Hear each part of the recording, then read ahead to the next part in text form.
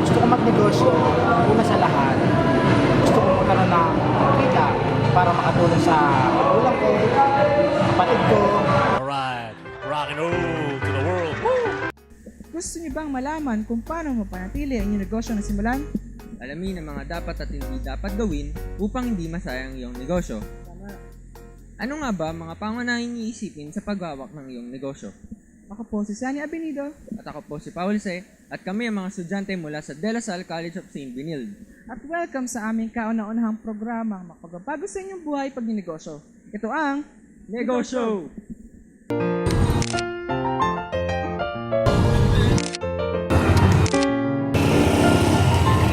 Maraming business na nag-i-improve, nagiging successful. Meron naman ibang na nag-give up dahil magda-down sila. We have this fear because we're still new in the business, in the market industry. Yung competition, that's really of a high risk factor there.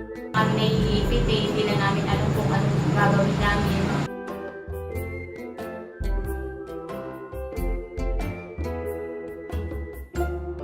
Alam mo partner, kapag ninegosyo, hindi basta-basta pinapasok yan.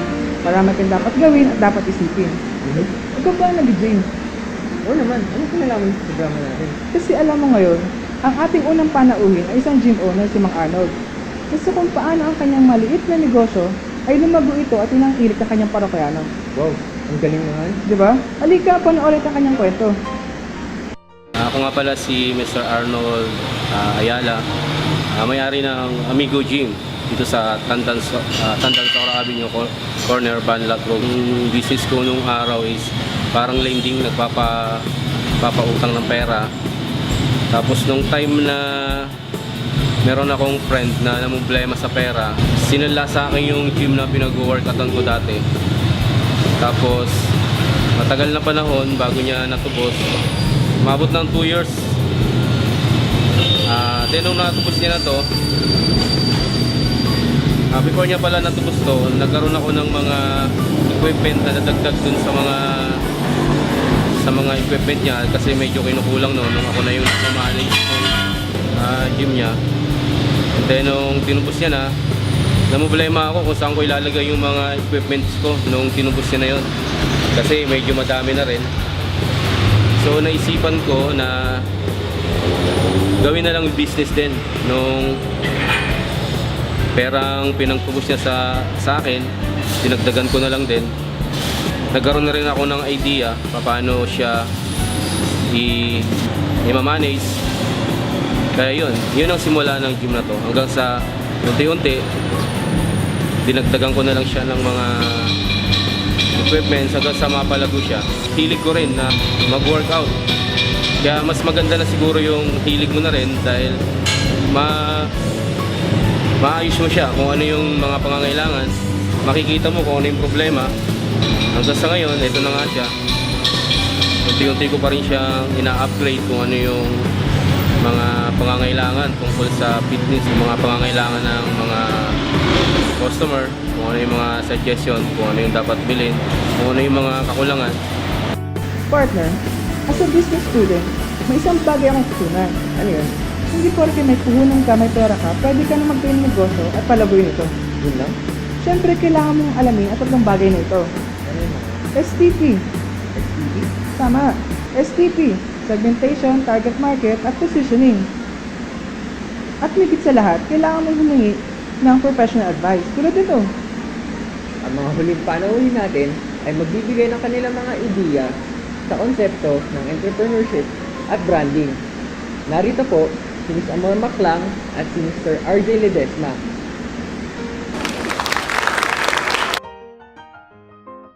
The brand is basically the soul of a person or a company or a business. It's about the higher truth that your brand stands for. And to all of you who are about to start your own business, that's what I want you to keep in mind. A brand that's not oriented towards elevating the life of others is not worth living. Your chosen role in life is marketer, architect, photographer, writer. There is a way to be able to align what's good for your community and your country what's good for your business and what's good for you.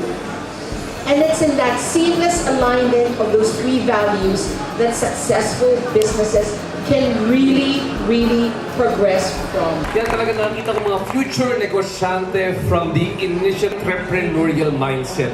How to think like an entrepreneur. Iba po yung pananaw sa buhay ng isang entrepreneur at iba yung pananaw sa buhay ng isang empleyado. Wherever an entrepreneur goes, he is always thinking of an opportunity.